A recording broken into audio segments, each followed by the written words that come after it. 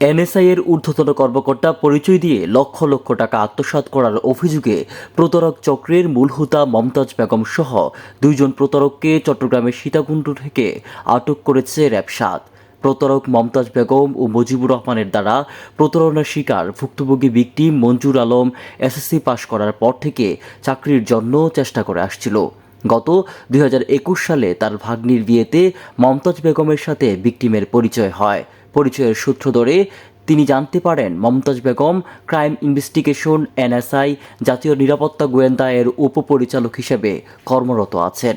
Mumtaz Begum victim মঞ্জুর আলমকে NSI এর field officer পদে চাকুরির প্রলোভন দেখায়। প্রলোভনে আকৃষ্ট হয়ে চাকরির প্রত্যাশী মঞ্জুর আলমকে মমতাজ বেগম ১২,৫০,০০০ টাকার বিনিময়ে এনএসআই এর ফিল্ড অফিসার পদে চাকরি দিবে মর্মে আশ্বস্ত করে। ১২,৫০,০০০ টাকার বিনিময়ে এনএসআই এর ফিল্ড অফিসার পদে চাকরির বিষয়টি ভিকটিম মঞ্জুর আলম অপর চাকরির প্রত্যাশী ভুনজামাই, মামা এবং বন্ধুকে জানালে তারা সকলে চাকরির জন্য মমতাজ বেগমের বাড়িতে যায় এবং মমতাজ বেগমের স্বামী মুজিবুর রহমান তাদের সবাইকে চাকরি দিতে পারবে বলে পুনরায় আশ্বস্ত করে। পুলিশ কনস্টেবলের নিয়োগ আসছিল, আমি নিয়োগে আবেদন করছি। তো আবেদন করার পরে আমাদের এলাকায় একজন ফল ব্যবসায়ী, তার নাম হচ্ছে জামাল। জামাল বলছে আমার সাথে একজনের সাথে পরিচিত আছে, উনি আমাকে চাকরি দিতে পারবে, টাকা দিলে, এত টাকা দিলে চাকরি দিতে পারবে। তো আমি বললাম, আমার আব্বুর সাথে কথা হয়েছে, আমি তো এতটুকু জানি না। তো আব্বুর সাথে আমাকে নিয়ে গেছে দেখা করার জন্য।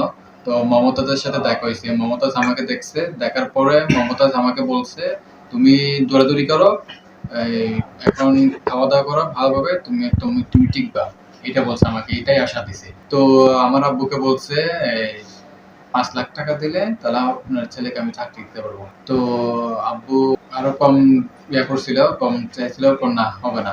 তো ৫ লাখ বলছিল। তো ৫ লাখের পর আমি আব্বু রাজি হয়েছে। তো আব্বু এক মাস পরে ৫ লাখ টাকা তাকে দিয়েছে।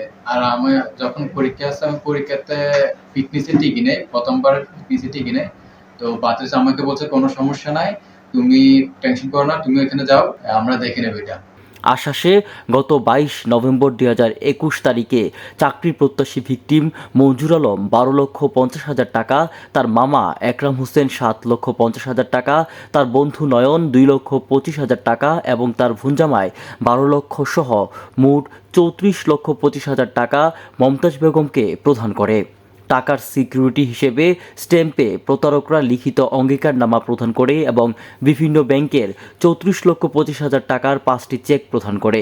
দীর্ঘ ২ বছর ৬ মাস পর এনএসআই এর সার্কুলার হলেও মমতাজ বেগম তাদেরকে চাকরি দিতে ব্যর্থ হয়। পরবর্তীতে খোঁজখবর নিয়ে জানতে পারে যে Mumtaz Begum crime investigation NSI এর উপপরিচালক পদে কখনোই চাকরি করেননি এবং সরকারি কর্মকর্তার মিথ্যা পরিচয় দিয়ে চাকরি দেওয়ার কথা বলে ভুক্তভোগী ভিকটিমদের নিকট থেকে অর্থ আত্মসাৎ করার উদ্দেশ্যে প্রতারণামূলকভাবে ৩৪,৫০,০০০ টাকা গ্রহণ করে। পরবর্তীতে চাকরির প্রত্যাশীরা টাকা ফেরত চাইলে মমতাজ বেগম ও তার স্বামী তাদেরকে অকথ্য ভাষায় গালিগালাজ করে বাড়ি থেকে বের করে দেয় এবং বিভিন্ন ধরনের হুমকি প্রদান করে। পরবর্তীতে ভিকটিম এবং অন্যান্য চাকরির প্রত্যাশীরা র্যাব ৭কে লিখিত আবেদন করলে আবেদনের প্রেক্ষিতে র্যাব ৭-এর অধিনায়ক বিষয়টি আমলে নিয়ে ঘটনার সাথে জড়িত ব্যক্তিদের গ্রেফতারের জন্য ব্যাপক গোয়েন্দা নজরদারি এবং ছায়া তদন্ত অব্যাহত রাখতে নির্দেশ প্রদান করে।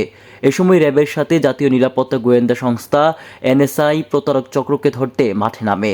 এরই প্রেক্ষিতে চট্টগ্রাম জেলার সীতাকুণ্ড থানাধীন প্রেমতলা কলেজ রোড এলাকায় আসামির বসতবাড়িতে যৌথ অভিযান পরিচালনা করে আসামি মমতাজ বেগম স্বামী মোহাম্মদ মুজিবুর রহমানকে আটক করে। পরে খাটের নিচে রক্ষিত 5টি পলি ব্যাগ হতে 960 পিস ইয়াবা ট্যাবলেট উদ্ধার করা হয়। এই সময় তার বসতঘর তল্লাশি করে আসামির প্রতারণার সাথে সংশ্লিষ্ট সকল ডকুমেন্টস জব্দ করা হয়। গ্রেফতারকৃত আসামি ও উদ্ধারকৃত মাদক ও অন্যান্য আলামত সংক্রান্ত পরবর্তী আইনানুগ ব্যবস্থা গ্রহণ করে সীতাকুণ্ড থানায় হস্তান্তর করা হয়েছে। চট্টগ্রাম থেকে নাসির উদ্দিন লিটনের রিপোর্ট, আমার বাটা ডিজিটাল।